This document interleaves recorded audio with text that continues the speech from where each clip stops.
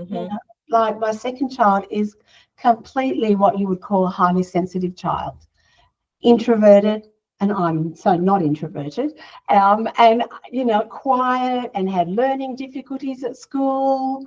And I'm like, what the heck? Where did this kid come from? Yeah. But yeah.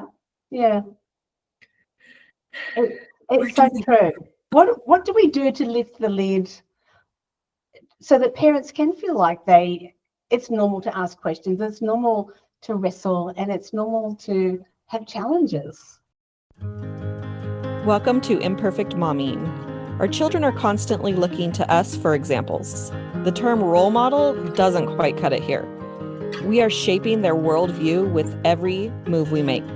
You see, it's not in the lectures we give or moments where we are actively attempting to teach them. It's in the micro movements we make, the unconscious ways in which we navigate life. We are constantly teaching our children how to show up for themselves, their friends, their future partners, and even their future children. So what can we do to ensure we are raising thoughtful, compassionate, self-aware human beings? We have to become them ourselves.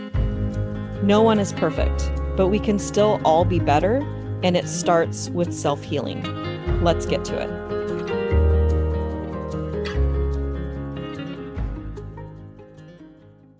Welcome back to Imperfect Momming. I'm your host, Coach Alicia Lyons, and we have a very special guest today, Roslyn Owen. Welcome to Imperfect Momming. Thank you so very much. It's such a pleasure to be here. I'm excited. I love when people have accents because it's always fun and more interesting to listen to. Yes, I guess my accent is very strange. Yes, to you. And is it a mixture of places? I know that you said. Well, probably it is. I was actually born in Sydney, which is in New South Wales, so about the middle of not quite the middle of the East Coast. Then when I got married, I moved to Melbourne, which is south of Australia. And in between that, we also lived in Michigan, Detroit for a few years because my husband's work, well, he got headhunted basically. He was in the car industry. And so we went there for 3 years. So maybe I've got a little bit of 3 different places coming through. I'm not sure. Well, and I sound like I have the accent to you. So it's all about perspective, right? Exactly. And I've got, we were talking about with someone the other day, I've got Scottish parents, and because children learn language from their parents to begin with. And so sometimes I wonder if even that is still in there somewhere for me, I'm not sure. Yeah. Most likely. It's not something that you just stop. Yeah, it's true, isn't it? That early language development can stay with us. So tell us who you are and what you do. Well, my name is Roslyn, and I'm a first generation Australian. So my parents were immigrants. So that was a very different upbringing for us here. And look, along the way, I've done lots of different things, but I've spent a fair bit of my time doing children's work within different church contexts, small churches and big churches for a number of years. And so that's been a lot of fun, learning to develop teams and lead children's and do programs. But I've decided to kind of downscale that part of my life a little bit because it can be very demanding, and now really doing parent coaching. That's my passion, and also mentoring leaders who are still in that space of doing children's work. So that's what I do, and in between time I'm trying to write some kids books along the way as well. So. I had another guest who was a children's book publisher, so maybe we need to connect the two of you. Well, I did listen to that podcast, and I'm now following her on Facebook because I found that super interesting as well. Yeah, so that's fun. Yeah. Very cool. Yeah. So, and parents, we need a lot of help. We do. My kind of journey into parenting was a little more challenging. I don't know if anybody else recognizes this, but I was diagnosed with infertility. So it was quite a bit of a slow start for us into parenting. not knowing if we're ever going to be parents. It's easy to talk about now in hindsight, but going through the journey is, quite difficult and painful, particularly when you're a person of faith, I guess. I really had to reconcile a lot of questions about what the Bible says and my faith and trust in God. If I wasn't going to have kids, that was a big learning curve. But after lots of heartache, and 7 years later, we had our first child, which was wonderful. And then we progressed to having 3 eventually, all naturally, which was just wonderful, as you can imagine. Yeah. And then I guess, I loved parenting, and I loved the preschool years. But I found myself in trouble when my son hit preteen. And I felt like my house became a battlefield, and we were always doing this, 2 strong-willed people clashing. And I just thought, I've got to do something differently here. I've got to find some answers to this situation. What am I going to do here? So, yeah, I needed help. In the long run, I needed help at the beginning.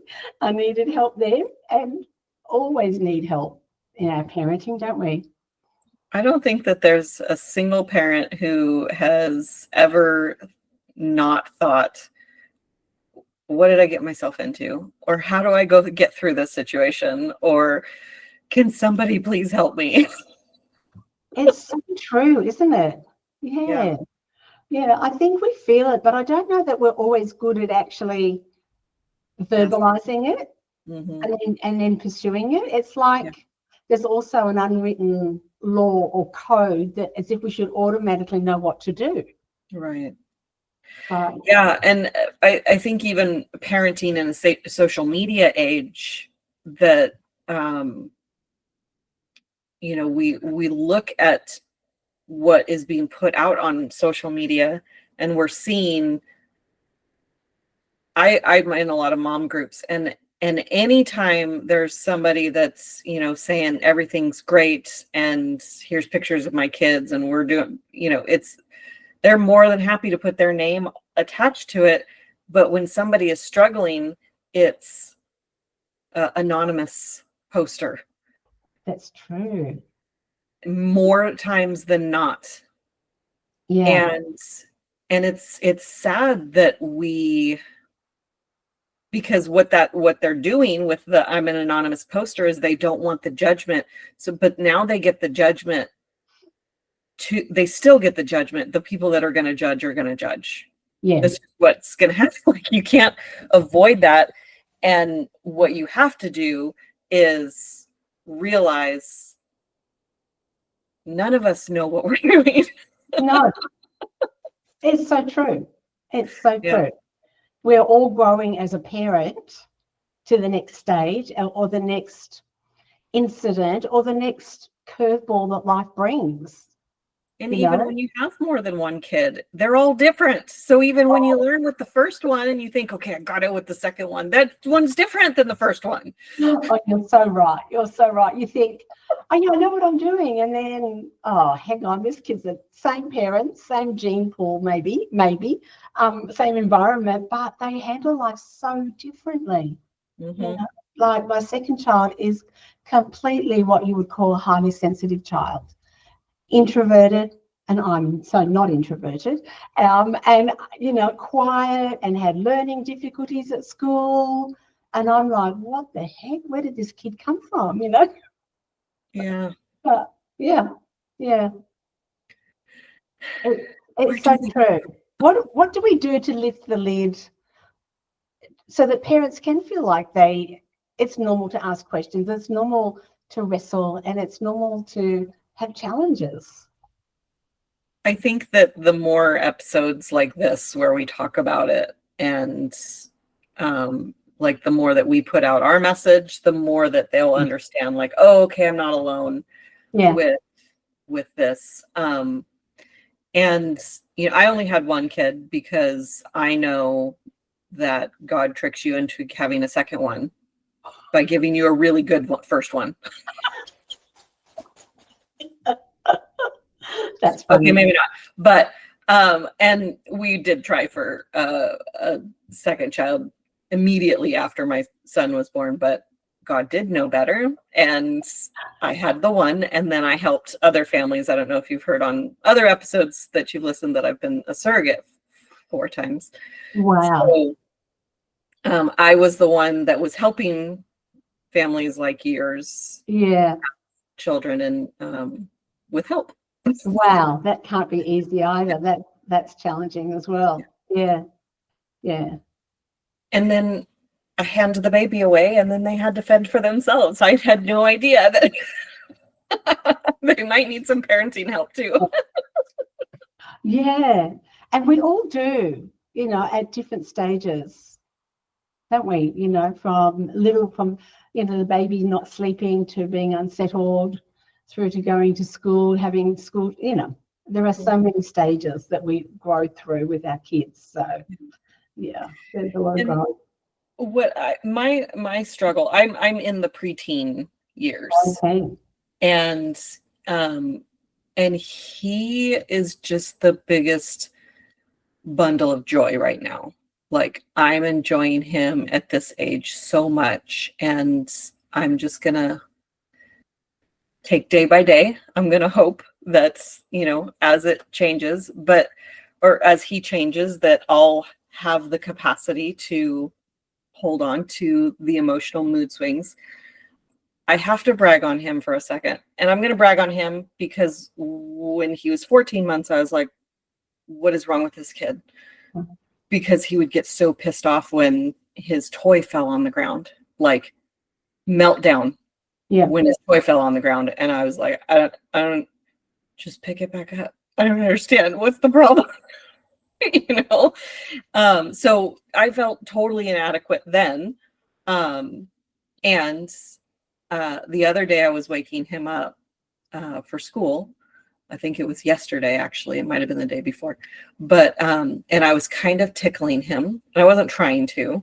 I was actually trying to get the cat to jump on him. But it would end up tickling him.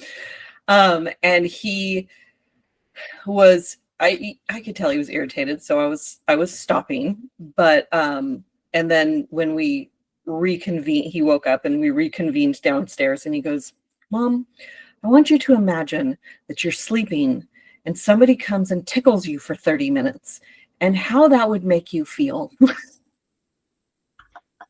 And I said, you're right. And I'm sorry that I tickled you. And it was literally 2 minutes. Yes. It felt like 30. Well, it was 2 minutes. I still apologize. And then like 10 minutes later, he's like, Mom, I'm sorry I had an attitude. And I was like, whoa. Ooh. No part of today would I have classified as you having an attitude. You put me in your shoes. You expressed how you were feeling, and you asked me clearly what you would like me to stop doing.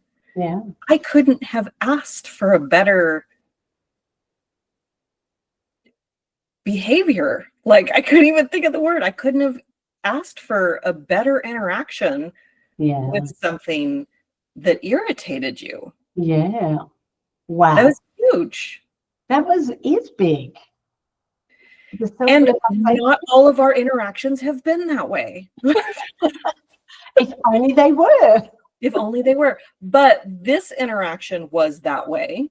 Yes. Because other ones, when he's had the attitude, I would say, hey, you don't have to talk to me like that. Yeah.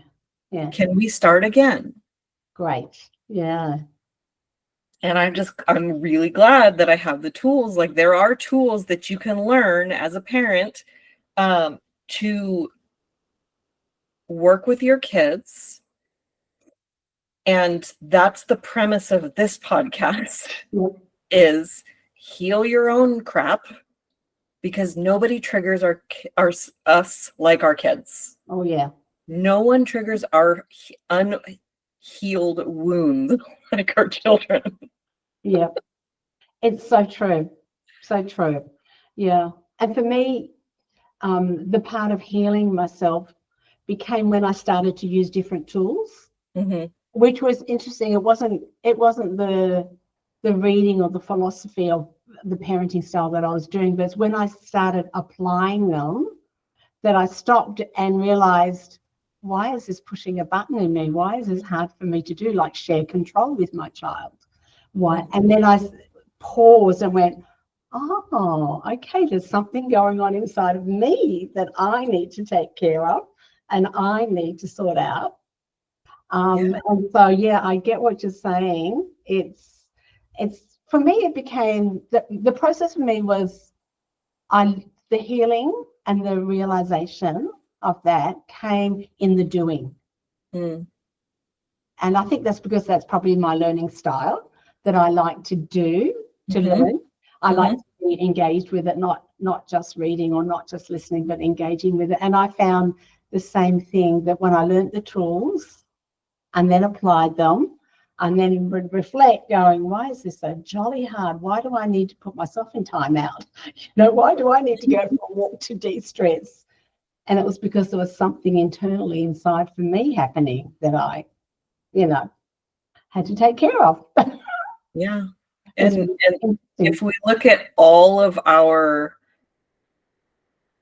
I'll say air quotes, negative emotions as indicators, that there's something, it's just a notification that something's going on. It's a totally different energy than how, if we get angry and then beat ourselves up. Well, what was it that made you angry? What happened? What was the thing that was said that triggered the emotion of anger? Right? And we do some self-reflection. It's so true. I've got a girlfriend who's a child psychologist, a good friend, and we've done lots of things together. And she said, emotions are really data. It's the same thing as you. It's data. So what is the data telling you? And they're not, they're meant to be listened to and used positively for that very reason. So totally, And then she said, often it's a guiding principle. No one statement can ever be applied to everything. So I use it with a grain of salt, but it is a good guide. That she said, when you're angry, it's often because a boundary has been crossed. What's the boundary that's been crossed? Or you perceive as being crossed, obviously. I went, oh, okay. That's super helpful as well, to go into reflection and ask and seek what that might be. That's so good. I was teaching a client a tool that has been really powerful in my humaning with other people. When I feel triggered by someone's behavior, and it's called the compass of clear communication. And you state the fact of what the person did. So let's say your child, they didn't pick up their room when you told them to pick up their room.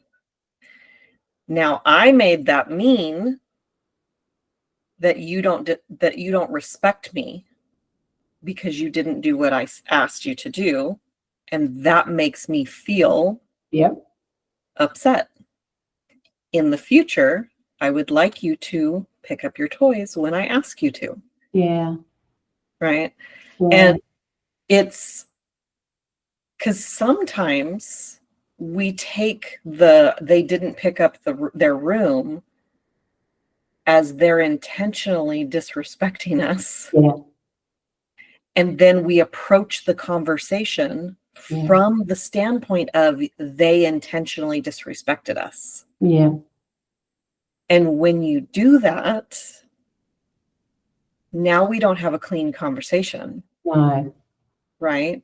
Now there's emotions where the emotion doesn't belong. And then then they react because they're being accused of not respecting you, because that's not true for them. And now they have something to defend against. That's so true. We've already ascribed something to them, but it could have been 1,000 reasons why they didn't pick up their room. You know, I just didn't hear it, Mum, or I was worried about my assignment and my schoolwork, and it just went, you know. But we describe, like you said, lots of things, intent and emotions and motives in there that often aren't there for children. Right. You know, they might be there in adults, but they're not there often in our children. Yeah, they often want to please and want to be loving and supportive and everything. Yeah, that's a great tool. Yeah, it's saved many a fight. Yeah, it's true. But it takes time, doesn't it, for us parents just to pause and not get into reacting mode, to go, I've got to be ready for those conversations, not just react in that moment. Yeah, and that's a learned skill I had to develop, because I thought everything had to be dealt with right there and then. I found that not to be true as a parent, that you can put yourself on pause, take plenty of time to think about it, and come back and have a conversation when you're both ready. Yeah. Because a good time to not have a conversation is when you're already pissed off. Oh, absolutely. Oh, so many times I've done that. Oh, I'm speaking from experience. So am I. I'm going, will you just do it my way? I'm the mum. Right. And what do you have a tip for practice the pause? Because that's not one that I'm actually, that's what my friend calls it. Practice the pause. But that's not one that I've mastered by any means. I have with my partner. For whatever reason, he and we've gotten to the point where when one or the other of us is irritated, we just kind of go to our corners. I haven't mastered that in the parent relationship. Do you have any advice? It's a good, great question. And it's a really important one. It's one that I started working on first for myself, because I started doing retraining myself of my parenting through Love and Logic to begin with. And so all credit to those guys. They said develop some one-line statements that you can use when you feel you're in a situation when things are starting to escalate, and you normally know what they are. It could be putting your things away, or it could be doing the dishes, or it could be doing your homework. And they tend to have that, you know, you're in that repeat pattern of behavior with your child. So they said have some one-line statements that are very neutralizing statements, and just sort of go brain dead. Don't engage in the argument or the toing and froing that we normally get into, and just say something calmly like, yeah, probably so, or I love you too much to argue. And just let yourself go into neutral and let the child come down as well. So it's just putting a pause in there. And those statements just give you a tool and a signal to go on pause. I'm not going to let this go into an argument, and I'm not going to break connection with you. I'm going to stay loving, and I'm going to stay present and connected, but I'm not going to let this escalate. And then normally I found for myself that once that happened, the child calms down, and I calm down. And if I have to go to my bedroom, I will, or just go on and do the dishes, something menial without engaging too much.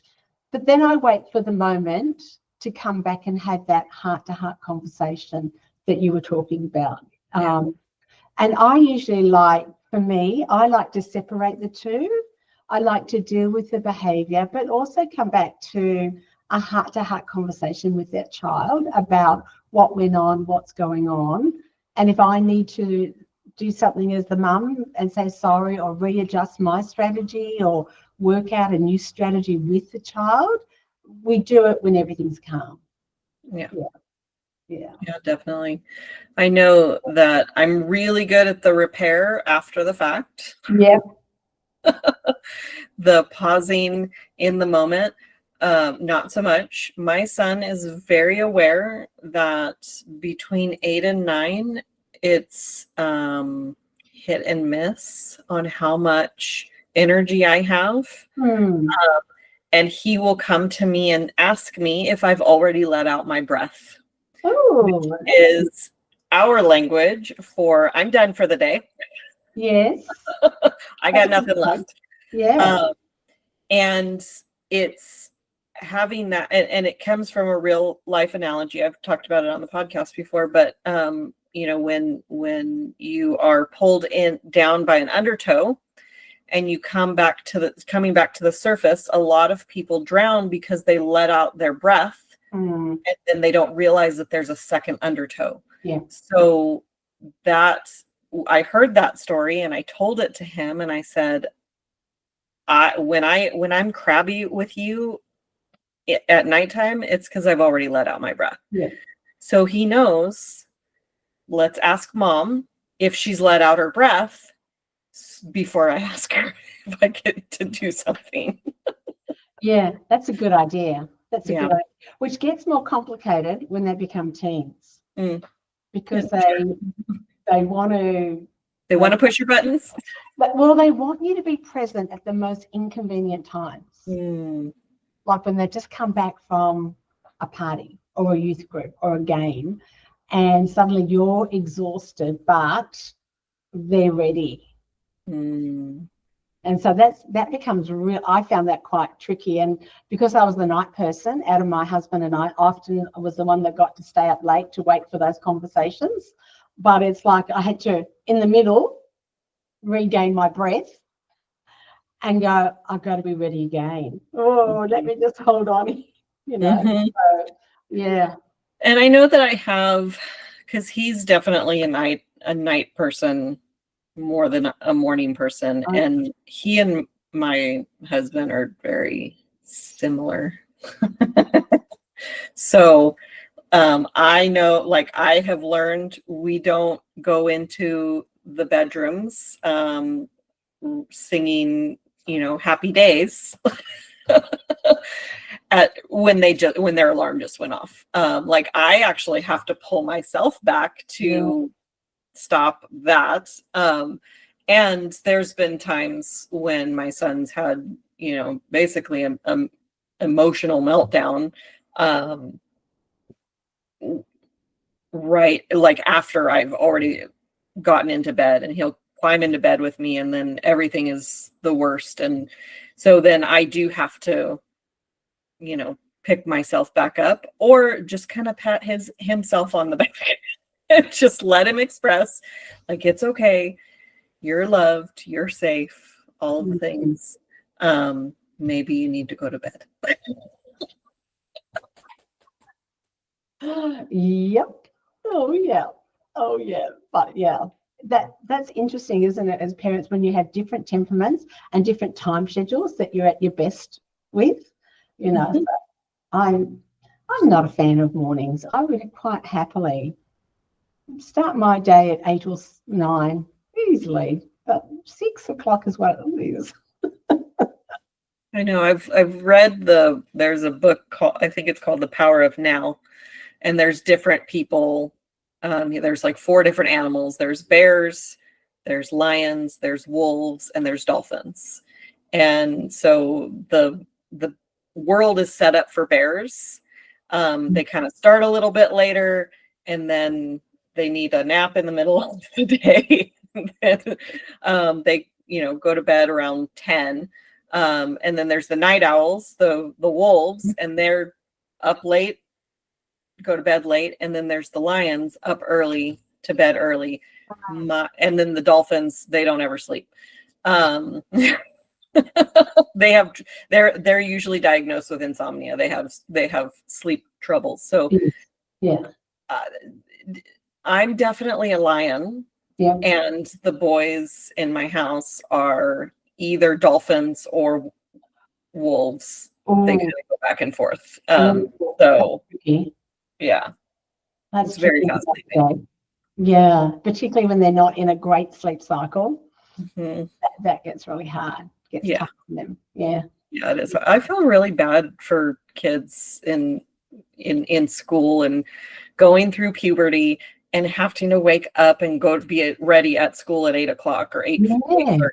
It's hard. I never understood that when I was in the States, when I would watch the kids who were teens get on the bus super early. I'm going, this is so wrong. Teens want to sleep in and catch up. They should be going to school later and coming home later. But systems, right? They just they don't change easily. No, they do not. And my son's bus, our house was the first place they stopped at and the last place they stopped at. Oh, So he never took the bus to school because he'd have to leave. He'd have to be outside at 6:50 in the morning to make sure he didn't miss the bus. yeah. So that was not happening. And he would ride the bus home, which he really enjoyed. But he never rode the bus to school. Right. It was just too much. Yeah. And how far away would school be? School's 10-minute drive. Was a 10-minute drive. Drive for all Yeah. of that. Yeah. It was, but it would take an hour for the bus. Yeah, to do the round and all the stops. Mhm. Yeah. A long time. Yeah. It is a long time to be on the bus. Yeah. Is there a piece of advice that you want to give to moms listening? Oh, that's a great question. Wow, there's so many things running through my head. I would say the best advice that I could say is don't parent alone. Don't get trapped in your own world, your own thoughts, your own styles, because it really is you can in so many ways create a village around you. Even if you feel isolated or introverted, you can do it online, but don't parent alone, because there's richness in listening to podcasts, reading books, inviting people in, having a conversation. So just don't go alone, because there's richness in building a village around you one way or the other. And it doesn't have to be your immediate family, because sometimes your immediate family doesn't work. Right. Or you're not near your immediate family, or you want to change your style, which I did, change my parenting style from how I was raised. But I say don't parent alone. Find the village that works for you and will support you through your journey, however it is. That would be, it will enrich you, enrich your family, and enrich the generations to come, because what you do as a mum doesn't just affect you and your kids, but affects generation lines potentially, which is huge. Yeah. I love that. It's a different way of creating a village, but it's so important. Don't do it alone. Yeah. Speaking of books, is there a book that has been instrumental in your journey? So many. I would say where I started, when I was at that crisis point and needed to research different parenting styles, the Love and Logic book, which has been very well scribbled over, and lots of underlining, has been great. Super helpful. The other book that I really loved, more on the other side of spirituality and raising children faith, was a book called Spiritual Parenting by a lady called Michelle Anthony. And I loved reading her book because she talked about not raising kids to be religious or to look good or just have a value system, but to have real faith and a real relationship. And she also taught me the big emphasis on looking for open windows in your child. And when there's an open window for your child, that's when you need to be super present and actually speak into their world. And don't force things. So when you get a closed window, it's just not the right time. And I really love what she said about spiritual parenting, and that really helped me tremendously. And so in raising kids with faith and hope and love and very authentic, not just being good little people or good little churchgoers, because that's not what I was interested in either. So there's some of the books that I've really valued and still sit on my bookshelf. And as you can tell, I've still got little dog ears in them, and go back to them every now and then. Yeah, very cool. I love that. Another little story. I love sharing stories of Xander, because he's so wise as this 12-year-old. But we were, one time he said something along the lines that he wasn't feeling very connected to God. And I said, you can just pray. And he said, well, I don't know what to ask for. And I said, well, you don't have to ask for anything. You can just talk to him like he's a person that's not physically in front of you, Yeah. And I'm imagining that he never did. And then we had 6 days straight of 6 school days, I'll say, straight of the most dense fog that I've seen in a long time. And school wasn't starting till 10 o'clock, and it was still that dense. Like the buses weren't driving at all. And during that same week, I ran a stop sign, not because of the fog, but I didn't know the stop sign was there. And then I saw it when it was too late to stop, but I could see that nobody was coming. And so I went through the stop sign. And that really rocked his security.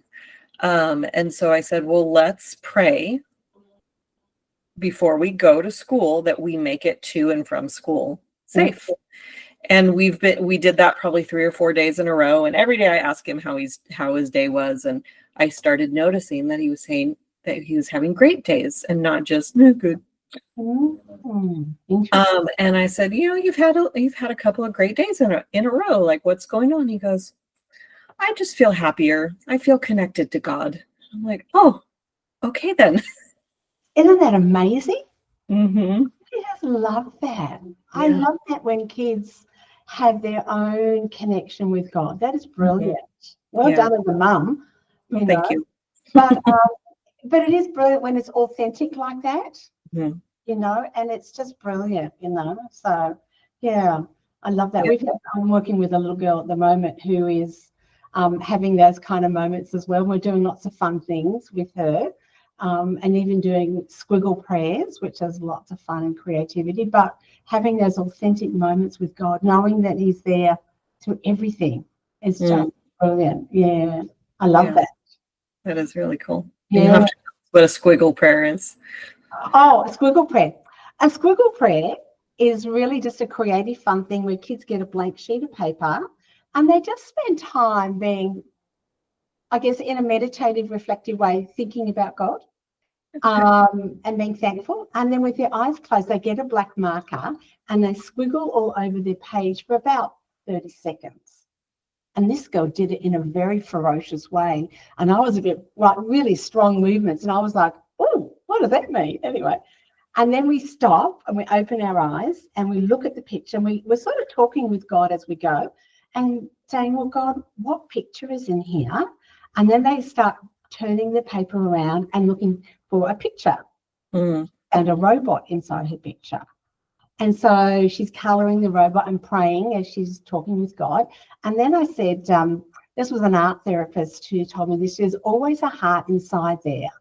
You've got to look for the heart. So she looked for the heart and she found the heart inside her squiggle. And I said, because prayer is like our hearts and God's hearts merging together. And then the heart right in the centre of her picture. So, that's so beautiful. And it's just kind of a creative, fun way of being with God in a very playful way, not in a overly religious way. Yeah. Very cool. Love that. And is there, where can our listeners find you? They can find me. I don't have a podcast of my own, even though a girlfriend is encouraging me to do one. And so I'm full of admiration when I saw how long you have been doing a podcast, girl. I went, well done, you. But I do have a Facebook page, Roslyn Owen. You can find me on Facebook, Instagram, and a website with everyparent.co there. And you'll find me there chatting away, encouraging and supporting parents that way. Awesome. Well, thank you so much for being here and having a lovely conversation and introducing me to squiggle prayers. And I've enjoyed it so much, and I've been enjoying the diversity of people you have on your podcast. And it's lovely hearing so many mums passionate. Just inspires me as well. It's so I've been blessed. I really have enjoyed the podcast for that's why I still do it. I don't stick with things that I don't enjoy, and so I will continue to do it until I don't enjoy it anymore. Yeah, well, good for you, because it is enriching and it's lovely. Yeah. Absolutely. Thank you. And we will have, what's that? Thank you so much for having me. This Absolutely. little Aussie girl down south who lives Absolutely. among the gum trees. It's been a pleasure. There will be another episode of Imperfect Momming for y'all coming next week. And until we meet again, keep healing. Bye, guys. Thank you for tuning in to Imperfect Momming. It's time for us to step up and realize that our power is not in trying to shape our children. Our power lies in shaping ourselves into the people we want our children to model themselves after. Don't just do it for your kids. Do it for yourself. When you become a more self-aware, compassionate, and confident person, you and everyone around you benefit. For more information about me and my work, visit AliciaLyons.com. That's ALYSIALYONS.com. See you next time.